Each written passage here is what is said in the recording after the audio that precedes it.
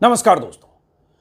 क्या वाकई अमेरिकी बमवर्षक विमानों के हमले से ईरान की न्यूक्लियर साइट्स पूरी तरह से तबाह हो गई, जैसा कि दावा अमेरिकी राष्ट्रपति ने सुबह किया और अभी शाम को पेंटागन ने किया? क्या वाकई अमेरिकी बमवर्षक विमानों ने ईरानी न्यूक्लियर साइट्स के ऊपर, फोर्दो की पहाड़ियों के ऊपर बम गिराकर 90 मीटर पेनिट्रेशन के साथ न्यूक्लियर साइट्स को पूरी तरह से तबाह कर दिया? या फिर कहीं ऐसा तो नहीं हुआ कि ईरान को इस हमले का अंदेशा था, इसलिए ईरान ने उस न्यूक्लियर साइट से पहले ही जरूरी सामान हटा लिए, या न्यूक्लियर प्रोग्रामिंग से जुड़े उपकरण वहां से ईरान ने निकाल कर कहीं और ट्रांसफर कर दिया? ऐसा सवाल क्यों उठा है, इस वीडियो में इसका जवाब तलाशने की कोशिश करेंगे। दूसरा, दुनिया के देश अमेरिकी राष्ट्रपति के फैसले, ईरान पर बॉम्बिंग और जिस तरह से ट्रंप ने बयान दिया, धमकी दी, चेतावनी दी ईरान को, उसको लेकर दुनिया के देश क्या कह रहे हैं, जिसमें खासतौर से रसिया का क्या स्टैंड है। रसिया ने ऐसा क्यों कहा कि हम ईरान को न्यूक्लियर वॉरहेड प्रोवाइड करेंगे? रसिया ने ऐसा दावा क्यों किया कि ईरान के न्यूक्लियर प्रोग्राम को कुछ नुकसान नहीं हुआ है? यह भी इस वीडियो में देखेंगे। ईरान क्यों कह रहा है कि ट्रंप सिर्फ ब्लफ की बात कर रहे हैं, हमारा कुछ नुकसान नहीं हुआ, सुरंग के कुछ हिस्से, एग्जिट और एंट्री का नुकसान हुआ? यह भी जरा समझेंगे। और इसके अलावा ईरान की मिसाइलों का क्या दम है कि आज भी इजराइल में ईरान की मिसाइलें तबाही का मंजर दिखाने में या तबाही मचाने में कामयाब रही? इजराइल क्यों नहीं रोक पा रहा है उन मिसाइलों को जो इजराइल पर ईरान दाग रहा है? और आज ईरान ने कौन सी मिसाइलें दागी, वो भी इसी वीडियो में आगे। सबसे पहले स्क्रीन पर आप देख रहे हैं ये दो तस्वीरें हैं CNN के हवाले से। एक सैटेलाइट इमेज है, दरअसल एक इमेज जो यहां देख रहे हैं ये 19 जून की इमेज है, सैटेलाइट इमेज उसी फोर्दो पहाड़ियों की जो ईरान की न्यूक्लियर साइट, जिसके लिए चर्चा हो रही थी, जिसके लिए लगातार बात की जा रही थी कि इन पहाड़ियों में चूंकि 300 फीट नीचे, 90 मीटर नीचे उनकी न्यूक्लियर साइट है, इसलिए बिना अमेरिकी बमवर्षक विमानों के इसे तबाह नहीं किया जा सकता था। और इसलिए आखिर में ट्रंप ने फैसला लिया और अमेरिकी विमानों ने तबाह किया, ऐसा अमेरिका ने दावा किया। तो उसी जगह की तस्वीर है, एक सैटेलाइट तस्वीर CNN के हवाले से। एक है 19 जून की, दूसरी है 20 जून की, मतलब अमेरिकी हमले से पहले की तस्वीर है, पहले की सैटेलाइट इमेज। अब इस दोनों में क्या खास बात है और CNN ने इस तस्वीर को छापकर क्या बताया है, ये जरा समझने की कोशिश कीजिए। उसके बाद अमेरिकी दावे भी, रूस जो कह रहा है, ईरान जो कह रहा है, और इजराइल से लेकर अमेरिका जो कह रहा है, उसको भी समझने की कोशिश करेंगे। उसका भी इमेज है जो इजराइल या अमेरिका की तरफ से जो कहा जा रहा है कि हमने कैसे पेनिट्रेट किया, उसका भी इमेज। अब इसको समझने की कोशिश कीजिए, बहुत ज़रूरी है। जैसे ये CNN ने जो छापा है, जिसकी हेडिंग है सैटेलाइट इमेजरी फ्रॉम, इसको थोड़ा बड़ा करते हैं, satellite imagery from before US strikes on Iranian mountain side nuclear facility shows dirt piled up outside entrances. इसमें क्या कहा गया है, जैसे इस इमेजरी में आपको दिख रहा है, सैटेलाइट इमेज में पहला हम दिखाते हैं, ये थोड़ा बड़ा करते हैं। जैसे ये जो 19 जून की इमेज है, इसको अगर हम थोड़ा इनलार्ज करें तो इसमें, इसको इनलार्ज अगर करते हैं, इसको छोटा करके, अब इसमें आपको दिखेगा 19 जून के इस इमेज में कि यहाँ पे यही वो फोर्दो न्यूक्लियर साइट है, यहाँ लाइन ऑफ ट्रक्स हैं जिसका जिक्र CNN कर रहा है, और यहाँ बहुत सारी गाड़ियाँ खड़ी है, सैटेलाइट इमेज है, और ये गाड़ियाँ यहाँ पे 50 ऐसे ट्रक्स खड़े हैं, ये यहाँ पे दिख रहा है। अब दूसरे दिन की तस्वीर जो सैटेलाइट इमेज है, उसमें क्या दिख रहा है और CNN किस नतीजे पर पहुँच रहा है? अब इसमें अगर देखेंगे तो यहाँ पे वो गाड़ियाँ नहीं हैं, और CNN का कहना है इस तस्वीर को एनालाइज करने के बाद, इस सैटेलाइट इमेज को एनालाइज करने के बाद, कि न्यूक्लियर साइट पर हमले की पहले की तस्वीर में जो दिख रहा है, इसमें जो एंट्री पॉइंट है, उस एंट्री पॉइंट पर मिट्टी का ढेर दिख रहा है, जहां भी एंट्री पॉइंट है, और ईरान के फोर्डो न्यूक्लियर साइट पर पहले की जो सैटेलाइट तस्वीर है, पहाड़ी कॉम्प्लेक्स के प्रवेश द्वारों को मजबूत करने की कोशिश हो रही है। ऐसा लग रहा है कि वहाँ मिट्टी का ढेर है, जो एंट्री पॉइंट है उसको मजबूत करने की कोशिश हो रही है। कहा यह जा रहा है कि सुरंग से उसमें जाने का रास्ता है। और उसके बाद हमले के पहले दिनों में फोर्डो फ्यूल इनरिचमेंट प्लांट की सैटेलाइट तस्वीरों में कम से कम 2 जो अंडरग्राउंड एंट्री पॉइंट है उसके सामने मिट्टी का ढेर दिखाई दे रहा है। ये CNN के हवाले से जो उन्होंने, ये एंट्रेंस है, तो यहाँ मिट्टी का ढेर दिखाई दे रहा है। दोनों पिक्चर के फर्क में ही पता चलेगा। और यहाँ ये एक तरह से CNN ने कहा है कि 19 की तस्वीर में 19 की तस्वीर में यहाँ प्रवेश द्वार के पास, एंट्रेंस के पास डंपर्स ट्रक दिख रहे हैं, साथ में मिट्टी हटाने वाले उपकरण भी दिख रहे हैं, यहाँ अर्थ मूविंग इक्विपमेंट्स दिख रहे हैं यहाँ। और जो 20 की पिक्चर लेते हैं तो तस्वीर में सुरंग की ओर जाने वाली सड़क का कुछ हिस्सा मिट्टी से ढका हुआ दिखता है, जबकि भरे हुए डंप ट्रक अभी भी सुरंग के प्रवेश द्वार तक, एंट्री पॉइंट तक जाते हुए दिख रहे हैं। मतलब, और पास में मिट्टी हटाने वाले उपकरण दिख रहे हैं। अब इसको दिखाकर, ये जैसे यहाँ दिख रहा है टनल का एंट्री पॉइंट है और ये सपोर्ट बिल्डिंग है। CNN ने इन दोनों तस्वीरों को छापते हुए CNN इस नतीजे पे पहुंचा है कि ऐसा लग रहा है कि ये जो डंपर ट्रक और बड़े बड़े अर्थ मूविंग इक्विपमेंट हैं उससे वहाँ बहुत मिट्टी और ऐसी चीज़ें लाई गई, और जो सुरंग का दरवाज़ा है, एंट्री पॉइंट है, उसको बंद किया गया या वहाँ मिट्टी ज़्यादा जमा की गई। और उसके बाद मतलब जो तस्वीर का फाइनल कंक्लूजन है, और अगली तस्वीर में ट्रक और ये सब नहीं दिख रहा है। इस काम के लिए ही वहाँ वो डंपर ट्रक और अर्थ मूविंग जो इक्विपमेंट है वो वहाँ है। यहाँ लिखा रहा, इसने लिखा है dirt appears to be accumulating in front of tunnel entrances. ये CNN ने ये लिखा है कि जो एंट्रेंसेज है वहाँ डर्ट दिख रहा है। मतलब इसका मकसद क्या हो सकता है? अब इसको लेकर 2 बातें कही जा रही है। एक ये कहा जा रहा है कि ईरान को अंदेशा था कि US अटैक कर सकता है, और ये कई दिनों से बात चल रही है कि US के बॉम्बर वहाँ जा सकते हैं। तो एक बात कही जा रही है, कहीं ईरान ने अपने एंट्री पॉइंट को मजबूत करने की कोशिश तो नहीं की। लेकिन दूसरी एक थ्योरी चल रही है कि कहीं ऐसा तो नहीं कि ईरान को चूंकि अंदेशा था इसलिए वहाँ से उनके ज़रूरी उपकरण या न्यूक्लियर इनरिचमेंट प्रोग्राम से जुड़ी हुई जो चीज़ें हैं वो ईरान ने वहाँ से पहले हटा ली।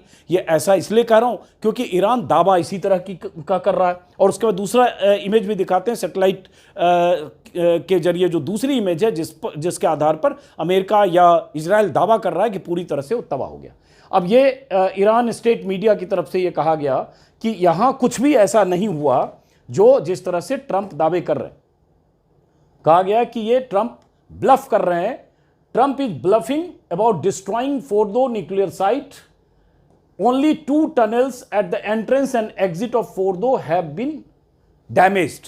मतलब फोर्दो के एंट्री और एग्जिट पॉइंट के सिर्फ 2 टनल बर्बाद हुए या डैमेज हुए। जो दावा किया जा रहा है कि पूरा बर्बाद हो गया, वो ऐसा नहीं हुआ। ये ईरान का कहना है। अभी ये पुख्ता तौर पर आगे पता चलेगा हकीकत क्या है। ईरान इसको कहीं डाउन प्ले तो नहीं कर रहा है, या वाकई अमेरिकी विमानों ने पेनिट्रेट करके जहां हमला किया वहां उनकी साइट वाकई डैमेज हुई, या जैसा कि मैंने कहा कुछ चीज़ें हटा ली गई। तो ये दावा यहां से ऐसे किया जा रहा है। उसके बाद जो ईरानियन एटॉमिक एनर्जी बॉडी है उसने कहा है कि कोई कंटेमिनेशन रिकॉर्ड नहीं हुआ है। मतलब नो कंटेमिनेशन रिकॉर्डेड, मतलब किसी तरह का जो रेडिएशन है या कंटेमिनेशन होता है जब न्यूक्लियर साइट पर अटैक हो, विस्फोट हो या कोई ऐसी चीज़ हो, तो ये नहीं हुआ। इसका क्या मतलब है? उसके बाद ईरान का कॉन्फिडेंस कि हमारा नुकसान नहीं हुआ। और ये जो जेरूसलम टाइम्स की पोस्ट की तरफ से जो इमेज आज सैटेलाइट इमेज जारी की गई जिसमें बताया गया कि ये कैसे उस फोर्दो के न्यूक्लियर साइट जहां फोर्दो, ये एक्चुअली असली तस्वीर है उस पर नहीं आते, उसमें कहाँ कहाँ ये बॉम्बिंग से सुराख हुआ है। ये आज बताया गया satellite imagery shows possible bomb entry points at Fordow after US strike.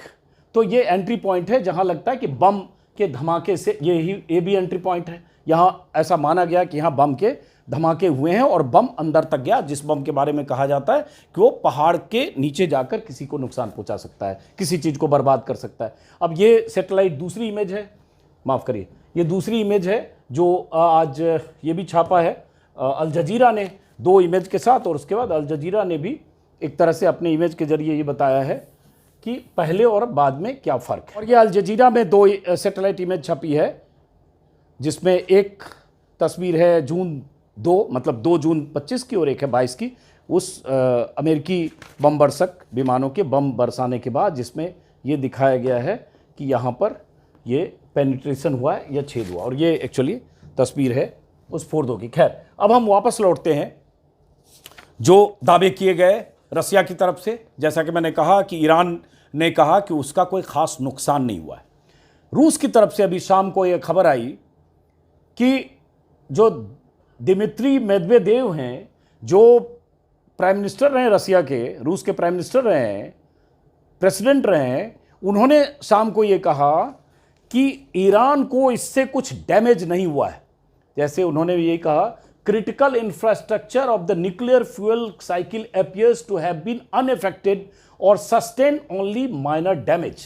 मतलब न्यूक्लियर इंफ्रास्ट्रक्चर को बहुत माइनर डैमेज हुआ, कोई बड़ा नुकसान नहीं हुआ। ये रूस की तरफ से कहा गया, रूस के पूर्व राष्ट्रपति की तरफ से। और उसके बाद उन्होंने थोड़ा मज़े भी लिए हैं ट्रंप के, जिसमें उन्होंने कहा ऐसी स्थिति में ट्रंप जो है नोबेल पुरस्कार पाना भूल जाएं। उसके बाद उन्होंने इसी में एक बयान का हिस्सा, चूँकि 7-8 ट्वीट उन्होंने किए हैं, उसी में एक हिस्सा उनका ये है जिसमें उन्होंने कहा है कि number of countries are ready to directly supply Iran with their own nuclear warheads. मतलब ईरान को मदद करने या उनके न्यूक्लियर प्रोग्राम में हेल्प करने के लिए रूस और ऐसे देश आ सकते हैं, ऐसा रूस की तरफ से कहा गया। तो ये एक लामबंदी भी हो सकती है, क्योंकि पहले ही रूस और चीन का और तुर्की का बयान ईरान के पक्ष में आ चुका है। और अमेरिका ने अचानक जिस तरह से सरप्राइज देते हुए जिस तरह से रातों रात अटैक करने का फैसला किया, और लोग सोच रहे थे कि 2 हफ्ते का समय लिया और उसके बाद दावा कर दिया कि हमने सक्सेसफुल ढंग से ईरान के उस न्यूक्लियर साइट पर अटैक किया और बॉम्बिंग कर दी, उससे उसका इंटरनेशनली अगर देखें तो दूसरे देशों पर क्या असर होगा, हालांकि उसका इंतजार करना पड़ेगा। रूस की राय है, बहुत सारे और ऐसे देश हैं जिन्होंने इसकी निंदा की, उस पर भी बात करेंगे। उसके बाद रूस के जो पूर्व प्रधानमंत्री और पूर्व राष्ट्रपति हैं, उन्होंने ये भी कहा कि vast majority of countries around the world oppose the actions of Israel and the United States. दुनिया के ज़्यादा देश इस तरह के किसी भी एक्शन के खिलाफ हैं, और इसके बाद जो हुआ गलत हुआ, लंबा चौड़ा है, तो इसको हम यहीं ख़त्म करते हैं। बहरहाल, अब आते हैं हम किस तरह के बम या किस तरह की मिसाइलों का इस्तेमाल इजराइल के खिलाफ ईरान कर रहा है। आज भी इजराइल के 14 शहरों में 35 से 40 मिसाइलें, ऐसा कहा जा रहा है कि ईरान ने दागी। अमेरिकी प्रेसिडेंट के दावे या जो उन्होंने मीडिया के सामने राष्ट्र के नाम संदेश दिया, उसके 3 घंटे के भीतर, और उससे तबाही का मंजर यह हुआ कि इजराइल के कई शहरों में, ये तस्वीर आप स्क्रीन पर अगर देख रहे हैं, इजराइल के कई शहरों में कुछ तो बड़ी बड़ी बिल्डिंगें खंडर हो गई, हाइफा से लेकर तेल अवीव तक, यरूशलेम तक। ये तस्वीरें आप स्क्रीन पर देख रहे हैं। ये ईरान का रिटेलिएशन था। हालांकि ईरान लगातार इजराइल पर, जब से ये जंग हुई है 13 तारीख से, तब तक लगातार इजराइल की तरफ से हमले किए जा रहे हैं। ईरान में इजराइल के फाइटर जेट्स जा रहे हैं, इजराइल के फाइटर जेट्स वहाँ लगातार बॉम्बिंग कर रहे हैं। उस बॉम्बिंग में कहा जा रहा है अब तक 400 से 600 ईरान के लोगों की मौतें हुई है। बहुत सारे जनरल, फौजी लोग जो खामेनेई के करीबी सिपा सलार थे, उनको टारगेटेड ढंग से मारा गया। लेकिन इजराइल के फाइटर जेट वहाँ जाकर बम बरसा रहे हैं। रिटेलिएशन में कहें, जो ईरान कर रहा है वो इजराइल पर बहुत भारी पड़ रहा है, क्योंकि इजराइल जिस तरह से आयरन डोम या जिस तरह से अपना एयर डिफेंस सिस्टम पर गुरूर करता रहा है, उस गुरूर को लगातार तोड़ रहा है। तो ये तस्वीरें आज की है, और ये तस्वीरें इस बात की गवाह है कि अगर ये लड़ाई इसी तरह से खिंची और अगर ईरान इस तरह से इजराइल पर हमले करता रहा, तो आगे आने वाले दिनों में क्या होगा। मैं कुछ मिसाइलें भी आपको दिखाऊंगा खास तौर से। और ये कहा जा रहा है बार बार, मैंने भी अपने वीडियो में कई बार कहा कि ईरान के पास 20,000 मिसाइलें हैं। अब ये समझना है, इंटरेस्टिंग, जैसे मेरी भी क्यूरियोसिटी हो रही थी कि ईरान से इजराइल की दूरी 1300 से 1400 किलोमीटर है, तो 1300 से 1400 किलोमीटर कैसे वो फायर कर रहा है, किस किस देश को होकर वहां की मिसाइल आ रही है। तो ये ग्राफिक है, इससे समझिए कि ईरान कैसे, ये यहाँ से ईरान की मिसाइल चलती, कौन कौन सी मिसाइल है वो भी मैं दिखाऊंगा, मिसाइल पावर क्या है और क्यों उससे परेशान है इजराइल, और ये अगर लड़ाई लंबी खिंच गई तो इजराइल के पास क्या विकल्प होगा। ईरान में जो भी तबाही हो रही है वो तो हो ही रही है, लेकिन इजराइल के साथ अमेरिका इस बात को ध्यान रखने की जरूरत है। तो ये जैसे यहाँ से फायर कर रहा है और ये कई देशों के ऊपर से होके उसकी मिसाइल जा रही है, जिसमें सीरिया है बीच में पड़ता है, जिसमें इराक है, जिसमें सऊदी अरेबिया है, जिसमें जॉर्डन है, लेबनान है। ये 5 मुल्कों से होकर इजराइल की मिसाइलें, माफ करिए, ईरान की मिसाइलें इजराइल पर बरस रही हैं। इसमें यह भी मैं कहीं देख रहा था कि मिसाइलों की रेंज के हिसाब से और इजराइल के शहरों के हिसाब से अलग अलग मुल्कों के ऊपर से इनकी मिसाइल जा रही है, रूट उसके हिसाब से है। तो ये इतनी लंबी दूरी की मिसाइलें ऐसे मार की जा रही है। तो एक तरह से देखें तो सीरिया, इराक, लेबनान, जॉर्डन में लोग जब मिसाइल ऊपर से जा रही होंगी तो बहुत सारे लोगों को पता होगा कि ये मिसाइल फायरिंग हो रही है, लेकिन उसके एयर स्पेस से जा रही है। अब ये मिसाइल, ये आज की तस्वीर है जो मैंने पहले दिखाया कि मिसाइल हमले से कितनी तबाही वहाँ लगातार हो रही है। अब हम दिखाते हैं जरा कुछ मिसाइल जिसका जिक्र हो रहा है। ये खैबर मिसाइल है, इसका आज इस्तेमाल ईरान ने पहली बार किया है। खैबर मिसाइल के बारे में कहा जा रहा है कि मीडियम रेंज बैलिस्टिक मिसाइल है, 2000 किलोमीटर इसकी रेंज है, और स्पीड और लेंथ के बारे में विस्तार से जानकारी इसमें दी गई है। 1500 किलो वारहेड के साथ ये मिसाइल फायर कर सकता है, और ये उस मिसाइल की खैबर की तस्वीर है। और जैसा कि मैंने बताया कि 4-5 देशों से ऊपर होकर ये मिसाइल वहाँ पहुँचता है। इजराइल रोक क्यों नहीं पा रहा है? और इजराइल का एयर डिफेंस सिस्टम अगर इतना मजबूत है, जिसका जिक्र दशकों से होता रहा है कि इजराइल किस तरह से अपने को सुरक्षित इजराइल ने किया है, तो वो एयर डिफेंस सिस्टम, और उसमें हाल के अगर देखें 10-15 सालों में अमेरिका की बहुत भूमिका रही है उस तरह से इजराइल की मदद करके। एक और फतह-1 है, ये हाइपरसोनिक बैलिस्टिक मिसाइल है। ये इस मिसाइल की अगर बात करें तो 1400 किलोमीटर इसकी रेंज है। स्पीड देखिए, सुपरसोनिक स्पीड है, 16,000 से 18,000 किलोमीटर प्रति घंटे, मतलब आवाज़ से कई गुना ज़्यादा। और वारहेड 350 से 4.5 की जो 450 केजी वारहेड। और उसके बाद ये उस मिसाइल की तस्वीर, ये सारी मिसाइलें दागी जा रही है जो इजराइल पर। उसके बाद एक और सेजिल मिसाइल है, कहा जा रहा है ये भी मिसाइल इजराइल पर दागी जा रही है। जिस मिसाइल, ये 3 खास तौर से 3 मिसाइल हैं, इसकी भी रेंज 2000 से 2500 किलोमीटर। बल्कि एक मैं देख रहा था रिसर्च करते वक्त कि ऐसी मिसाइलें हैं इजराइल के पास, माफ़ करिए ईरान के पास, और ऐसी लंबी दूरी की मिसाइलें हैं जिसकी रेंज 2000 से लेकर 2500 किलोमीटर, बल्कि कुछ ऐसी भी मिसाइल है जिसकी रेंज 4000 से 4500 किलोमीटर है, जबकि दायरा जो डिस्टेंस है वो 1300 से 1500 किलोमीटर है। और ये जो सुपरसोनिक मिसाइलें हैं, इनकी चूंकि इतनी स्पीड होती है, इसलिए जो इजराइल का रडार सिस्टम है, इजराइल का इंटरसेप्शन है, इजराइल का एयर डिफेंस सिस्टम है, इजराइल का वो आयरन डोम है सो कॉल्ड, वो कई बार उसको इंटरसेप्ट करने, रोकने में फेल होता है। और एक बड़ी वजह जो लगातार कही जा रही है, उनके इंटरसेप्टर्स कम हो रहे हैं, क्योंकि लगातार इतनी तादाद में मिसाइलें दागी जा रही है कि वो इंटरसेप्टर्स फेल हो रहे हैं। और इजराइल को हर रोज लगभग 2500 से लेकर 3500 करोड़ का खर्च हो रहा है उन मिसाइलों को रोकने। ये फिर उसी लॉन्ग रेंज मिसाइल में अलग अलग 1 दर्जन मिसाइलें हैं। ये खैबर जिसका जिक्र किया, ये सेजिल, ये एक शाहाब है। इस तरह से ये मिसाइलें इजराइल की सरजमी पर कहर बनकर बरस रही है। अब ये एक आयरन डोम जिसका जिक्र हो रहा है, देखिए मैं फिर कहूँगा, मैं भी कोई वार एक्सपर्ट नहीं हूँ। ये सब समझने के लिए मुझे भी बहुत कुछ सर्च करना पड़ता है, रिसर्च करना पड़ता है, समझने की कोशिश करनी पड़ती है। लेकिन एक जर्नलिस्ट के तौर पर बहुत सारी क्यूरियोसिटी होती है कि कैसे हो रहा। इतने सालों से हम सुनते रहे हैं कि इजराइल सबसे सुरक्षित मुल्क है अरब देशों के बीच, और इजराइल मिलिट्री पावर में, टेक्नोलॉजी में, इनोवेशन में इजराइल का कोई जवाब नहीं है। और जब इतना कुछ है तो फिर इजराइल उन मिसाइलों को रोक क्यों नहीं पा रहा है?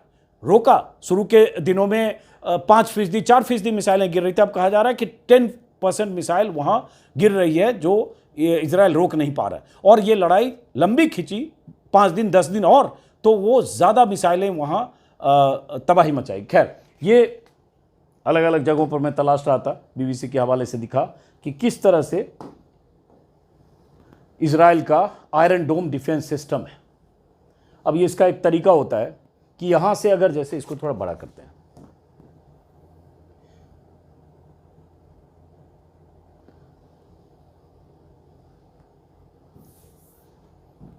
यहाँ से ये देखिए,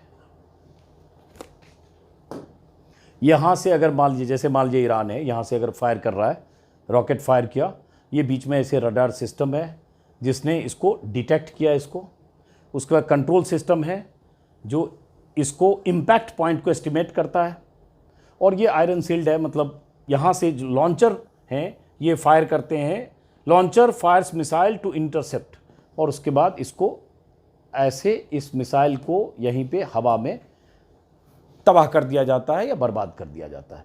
तो ये इनका सिस्टम है, इस तरह से उनका डिफेंस सिस्टम काम करता है। ये भी मैं देख रहा था कि किस तरह से मिसाइल को रोकने के लिए इजराइल ने ऐसे डिफेंस सिस्टम बना रखे हैं, जिस डिफेंस सिस्टम पर इजराइल को बहुत गुमान रहा है, लेकिन वो सुपरसोनिक मिसाइलें और इजराइल के इंटरसेप्टर्स को फेल करके जिस ढंग से भेद करके वहाँ गिर रही है, उससे इजराइल तबाही का शिकार हो रहा है। ये अलग बात है कि इजराइल के फाइटर जेट्स आज भी ईरान के कुछ इलाकों में उन्होंने बम गिराए, कल भी गिराए। रोज इजराइल का तरीका है कि फाइटर जेट्स भेजकर, और चूंकि एयर डिफेंस सिस्टम एक तरह से माना जा रहा है कि ईरान का लगभग खत्म हो चुका है, लगभग चौपट है, और ऐसे भी एयर पावर में, एयर सुप्रीमेसी में इजराइल ईरान पर बहुत भारी है। तो इसलिए एयर डिफेंस सिस्टम ना होने की वजह से फाइटर प्लेन जाकर वहां कहीं भी बम गिराकर आ जाते हैं, उनको रोक नहीं पा रहा ईरान। लेकिन ईरान जवाबी कार्रवाई में कर रहा है, मिसाइल दाग रहा है। आज जैसे खबर में देख रहा था कि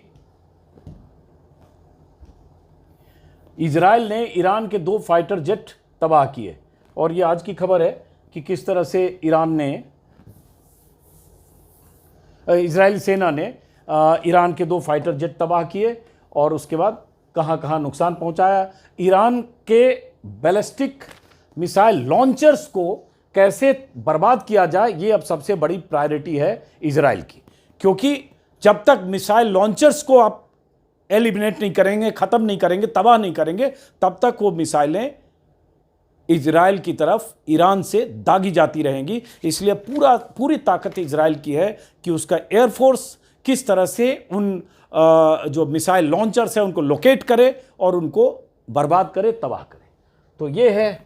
उसके बाद ये मैंने आपको दिखाया ही, और उसके बाद एक चिंता जो लगातार बात पहले भी हो रही थी कि जो अमेरिकी बेस है जिस मिडिल ईस्ट में, वेस्ट एशिया में, हालांकि उसमें 40-30 अमेरिकी बेस है जिस पर 40 से 50 हज़ार या ज़्यादा अमेरिकी सेना है, लेकिन ये इम्पोर्टेंट है Kuwait, Kuwait, Jordan, Iraq, Saudi Arabia, Bahrain, UAE, यहाँ वो बेस हैं जिससे घेराबंदी कर सकता है अमेरिका अगर कोई वार लाइक सिचुएशन हो तो। लेकिन इसके साथ एक डर भी है कि अगर ये लड़ाई फुल स्केल वार की तरफ गई, अगर ईरान ने, जैसे कि ईरान ने चेतावनी दी, धमकी दी या कहा कि हम पीछे नहीं हटेंगे, हम बदला लेंगे, अगर कोई ऐसी स्थिति हुई तो क्या ईरान अमेरिकी एयरबेस पर भी हमले कर सकता है? और अगर ऐसा किया तो फिर अमेरिका ने, जो ट्रंप ने सुबह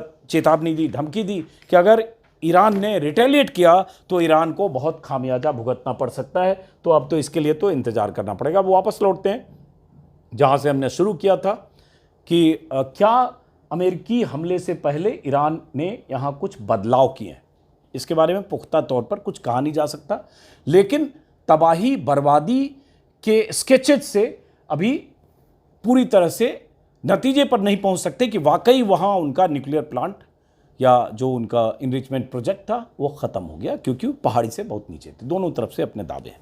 अब इस बीच हुआ ये है कि दुनिया के कुछ देशों के बयान आ रहे हैं जिसमें सऊदी अरब की तरफ से कहा गया कि हवाई हमले जो है परमाणु साइट पर हुए, वो उसको लेकर तनाव बढ़ेगा और हालात ख़राब ना हो, संयम बरतें। हालांकि मिडिल ईस्ट के ज़्यादातर देश अमेरिका के पक्ष में रहे हैं, चूँकि अमेरिकी एयर बेस भी है, अमेरिकी मिलिट्री बेस भी है और अमेरिका से उनका रिश्ता भी है। लेकिन फिर भी जो बयान आए हैं, उसके बाद क्यूबा से बयान आए हैं, कतर ने एतराज़ जताया है और कहा है गंभीर परिणाम अमेरिका को भुगतना पड़ेगा जिस तरह से ईरान के परमाणु ठिकानों पर हमला किया है। ओमान ने इस पर कहा है कि अमेरिका ने जिस तरह से किया है वो गलत है। इराक ने भी चेतावनी दी है कि ये मध्य पूर्व में, मिडिल ईस्ट में और वेस्ट एशिया में शांति को ख़त्म कर सकता है और स्थिरता के लिए ये खतरा बन सकता है। यूनाइटेड नेशंस की तरफ से, संयुक्त राष्ट्र महासचिव की तरफ से भी कहा गया है कि ये अंतर्राष्ट्रीय शांति के लिए गंभीर खतरा है। तो ये सब बहुत देशों से ऐसे बयान आ रहे हैं और विरोध और समर्थन की बातें अगले 24-48 घंटे में पता चलेगी। लेकिन सबसे बड़ी बात कि अब ईरान का रिटेलिएशन क्या इजराइल तक अगर उसी आक्रामकता के साथ रहता है, उसी तरह से जैसे ये तस्वीर आ रहा है, उसी तरह से अगर ईरान इजराइल पर हमले करता रहता है, टारगेट करता रहता है, मिसाइलें दागता रहता है, तो क्या ऐसी स्थिति 5 दिन, 8 दिन, 10 दिन बाद आएगी कि अमेरिका इजराइल की मदद में अमेरिका को आना पड़े? हथियार अमेरिका सप्लाई करता है, टेक्निकल सपोर्ट अमेरिका की फंडिंग पर इजराइल चल रहा है, जिसको इजराइल फंड कहा जाता है। ये जो आज 3,000-4,000 करोड़ हर रोज के हिसाब से इजराइल खर्च कर रहा है, वो अमेरिका से इजराइल को मिलता रहा है और अमेरिका और इजराइल का स्ट्रेटेजिक पार्टनरशिप के तौर पर एक पुराना, दशकों पुराना रिश्ता है। लेकिन अब ऐसी स्थिति में अगर इजराइल, जो दुनिया भर के अखबारों में खबर छप रही है कि ये लड़ाई अगर 2 हफ्ते चली इजराइल और ईरान के बीच, तो मुसीबत इजराइल की ज़्यादा होगी, क्योंकि उनके इंटरसेप्टर्स मिसाइल को रोकने में नाकाम हो जाएंगे, उनकी क्षमता खत्म हो जाएगी। तो ऐसे में क्या अमेरिका की एंट्री होगी? तो ये सब भी देखने की बात है। फिलहाल सवाल यही कि क्या ईरान की न्यूक्लियर साइट्स पूरी तरह से तबाह हो गई जैसा दावा है, या जैसा कि ईरान कह रहा है कि सुरंग के दरवाजे पर, एंट्री और एग्जिट पॉइंट पर कुछ धमाका हुआ है या नुकसान हुआ है? अब ये जैसे भी खबर आएगी या जो जानकारी मिलेगी तो उस पर हम बात करेंगे। फिलहाल इस वीडियो को हम यहीं ख़त्म करते हैं। अमेरिका की तरफ से दावे लगातार, अभी भी मैं जब आप ये वीडियो रिकॉर्ड कर रहा हूँ तब भी मैं देख रहा हूँ जेडी वेंस की तरफ से, पेंटागन की तरफ से ये दावे लगातार किए जा रहे हैं कि हमने पूरी तरह से तबाह किया। फिलहाल नमस्कार।